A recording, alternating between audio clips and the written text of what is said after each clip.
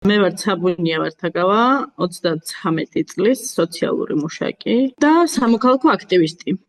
განსაკუთრებით მიცნობენ როგორც LGBT აქტივისტს, იმიტომ რომ ჩემი აქტივიზმი სამეგრელოში ამ თემას უკავშირდება.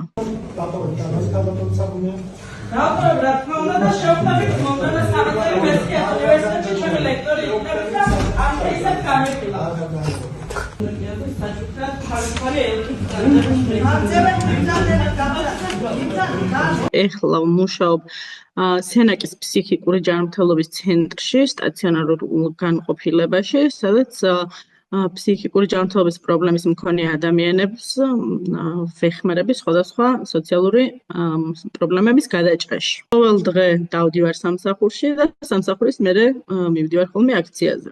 ეს არის ჩემი დღის რუტინა, ესე რომ ვთქვათ, თან მე ვცხოვრობ არც ზუგდიდში და არც სენაკში, ანუ ზუსტად შუაში, სოფელში, ხობის რაიონის სოფელი ხეთა არის ეს ძალიან კაი სოფელი სხვათა შორის.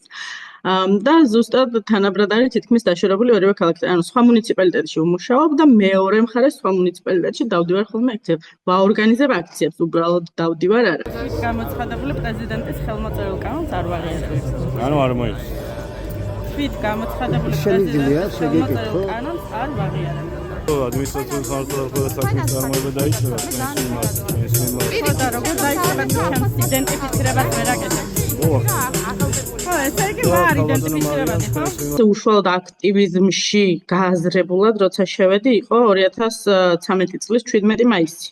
ჰომოფობიის და ტრანსფობიის წინააღმდეგ ბრძოლის საერთაშორისო დღეს რაღაც გაუგონარი სისასტიკის დარბევა მოხდა აქციის რამდენიმე მონაწილეს ვაწევს. იმ აქციის მონაწილე ვიყავი მოკლედ ერთ-ერთი. აი ის იყო გარდამტეხი, როდესაც მივხვდი, რომ რაღაც შემეძლო რა შემეცვალა და რაღაცა უნდა შემეცვალა. მაქედან დაიწყო აქტივიზმი, უფრო რთული არის რეგიონში, იმიტომ რომ მეტად ბევრი წნეხია, რადგან უფრო მჭიდრო სოციუმია, ყველა ერთმანეთს იცნობს, ვიღაცის ხათრით, ვიღაცის მოკლედ ბევრი რაღაცის გათვალისწინება უწევს ადამიანს, სანამ ზოგადად რამეზე ხმას ამოიღებს. მაგალითად, როცა პოლიციელსა ჭუბები შენი ნათესავი იყოს, აქ უფრო, ანუ რეგიონში უფრო ეს არის, მოკლედ დიდი არის მაგის შანსი. საერთოდ რომ არ აღიარებენ შენს არსებობას, მგონია რომ ფიზიკურ ტკივილზე კიდევ უფრო მეტად რთული აღსაქმელი და გადასატანია.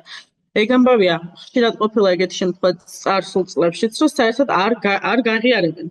ანუ ეს არ არსებობს უბრალოდ მათთვის. რასაც შენ საუბრობ, ისიც არ არსებობს, უბრალოდ იმიტომ რომ ხალი ხარ. ჩვენ ყველა ერთად რა წნეხსაც გავდივართ, LGBT აქტივისტებმა ეს წნეხი უფრო ადრე გავიარეთ. ჩვენ რუსული კანონის ძალა ვიტყნიეთ იქამდე, სანამ რუსული კანონი საერთოდ დაიწერებოდა და მაგის დაწერის იდეა გაჩნდებოდა მეთქი და ზუსტად ეგ არის. ანუ ნებისმიერი ეს კანონი, რა თქმა უნდა, ემსახურება იმას, რომ ნელ-ნელა ადამიანებს თავისუფალი სიტყვის თქმა შეეზღუდოთ, ნელ-ნელა გავჩუმდეთ, დავსუსტდეთ და მოკლედ ვიქცეთ მართლა რაღაცა რუსეთის უკანა ეზოდ.